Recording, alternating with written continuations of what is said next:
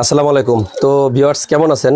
আজকে আমি আমার দুই প্যাকটারি কবুতর দেখাবো। এরা প্রথম বেবি দিল, একেবারে ডিরেক্ট ইম্পোর্ট কবুতরের বেবি থেকে বেবি। এটা আমার ওস্তাদের ঘরের কবুতরের ডিরেক্ট বেবির বেবি। এগুলা আমার ঘরের বেবি। এগুলো আমি ম্যাক্সিমাম উড়াইয়া কিন্তু এই টেডি কবুতরগুলো দিছি। তো মাশাআল্লাহ ম্যাক্সিমাম কবুতরের একটা একটা বেবি উঠছে, কিন্তু ওদের আসলে দুইটা করে বেবি উঠছে। আমি একটু বেবিগুলো দেখাই। মাশাআল্লাহ অনেকদিন ওদের আপডেট দেন, একটু মাশাআল্লাহ বললেন আপনারা, ঠিক আছে?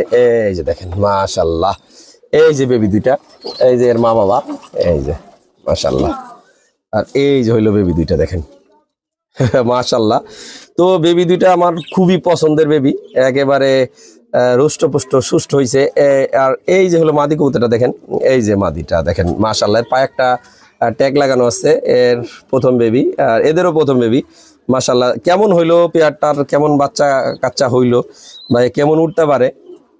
তো পেয়ারিংটা আসলে সবসময় নিজের কাছে। তো আপনি পেয়ারিং গুলো আসলে কিভাবে করবেন সেটা আপনি জানেন। আপনার উস্তাদ কিভাবে আপনাদের শেখাইছে সেই পেয়ারিং এর বিষয়গুলো। তাছাড়াও আজকালকে অনলাইনেও কিন্তু খুব ভালো ভালো ভিডিও পাওয়া যায়।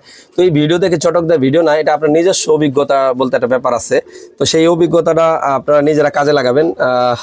আর এই যে মানে ওরা দুই বোন, ওরা দুই ভাই, দুই বোন হয়েছিল। এই যে বাচ্চা, এই যে মাশাআল্লাহ দেখেন, এই যে একটা বাচ্চা, আর ওই যে পিছনে মা বাবা, আর এই যে আর একটা বাচ্চা। তো মাশাআল্লাহ খুবই চমৎকার হয়েছে বাচ্চাগুলা। আর একটা জিনিস কি, কবুতর হইতেছে আপনার শখের জিনিস। এইগুলো নিয়ে বাড়াবাড়ি করার কিছু নাই, হিংসি করার কিছু নাই। কার কবুতর কি হইলো সেই বিষয়টা নিয়ে এত রেশারেশির কিছু নাই। তো সব থেকে বড় জিনিস হইলো আপনার কবুতর আপনি কিভাবে লালন পালন করলেন, কিভাবে আপনি এইটা নিয়ে চর্চা করতেছেন, মানুষের সাথে কিভাবে সম্পর্ক রাখলেন। কবুতর আসবে যাবে, কবুতর থাকবে না, এটাই স্বাভাবিক। তো আর এই যে আমার একটা বাচ্চা দেখেন বড় হয়ে গেছে মাশাআল্লাহ। এই যে একেবারে ওস্তাদ মালিক মোকামের কাসুরি, এবং ওই যে আমার 35 এবং টেডিতে করে একটা নট দিয়ে বাচ্চা করতেছি। ইনশাল্লাহ এর মেমোরিতে একটু ঘাটতি ছিল মাদিটার বাচ্চার, তো তাই আমি একটা বাচ্চা বের হয়েছে। এই যে এই বাচ্চাটা আমি এখনো ধরি নাই, আমি একটু ধরে দেখাই আপনাদের। মাশাআল্লাহ এই যে আসলে ধরলে অনেক সময় হয় কি বাচ্চাদের বিভিন্ন রকম সমস্যা তৈরি হয়, ভাইরাসে ধরতে পারে। আপনার হাতে বাচ্চা থাকে, আমি যদিও এখন সাবান দিয়ে হাতটা ধুয়ে আসছি, এই কারণে আমার আসলে সমস্যার কথা না।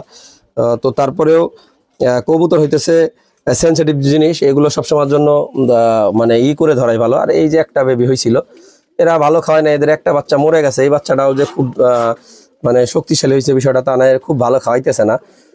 তারপরেও রেখে দিছি বাচ্চাটা যদি বাঁচে মাশাআল্লাহ। এটা আমাদের প্রথম বেবি, নটটা 10 পর কমপ্লিট করছে, মাদিটা গোল্ডেন মাদি। তো ডিম পাড়ার জন্য মেবি ঘোরাঘুরি করতেছে। তো দর্শক, এই বিষয়টা আপনারা আসলে কিভাবে দেখতেছেন অবশ্যই কমেন্টস করে জানাবেন। আর এই যে আমার এক পেয়ার গোল্ডেন কবুতর, এই যে দুইটা বেবি, প্রথম বেবি দিছে।